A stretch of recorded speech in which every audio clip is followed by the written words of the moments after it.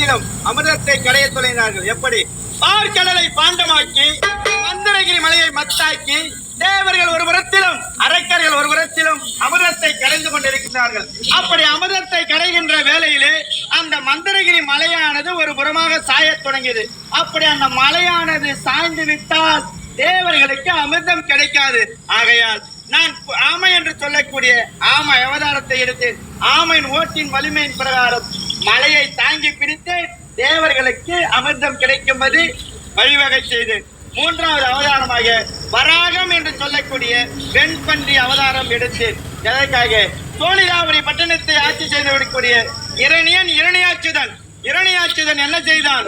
நாமும் அரக்கர் குலத்தில் பிறந்திருந்தாலும் நாம் கூட்டக்கூடிய அனைத்து ஆலோசனைகளையும் தேவர்களிடத்தில் யார் உரைப்பது? அப்படி என்றால் பூமாதேவியாகத்தான் இருக்கும் என்று பூமாதேவி அடித்தான், துன்புறுத்தினான். பூமாதேவியாகப்பட்டவள் என்னிடத்திலே தஞ்சமடைந்து சுவாமி, அரக்கர்கள் கூட்டக்கூடிய அனைத்து திட்டங்களையும் தேவர்களுக்கு நான் உரைப்பதாக ஓடி வந்தான்.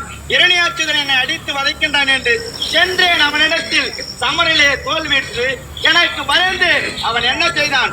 மனிதர்கள் கழிக்கக்கூடிய மலத்தால் கோட்டை அமைத்தான். அப்படி மலத்தால் கோட்டை அமைத்து கோட்டையினுள் போய் அமர்ந்து கொண்டான். அப்படி என்றால் மலத்தை உண்ணக்கூடியதையா பன்றி, வெண்பன்றி என்று சொல்லக்கூடிய வரா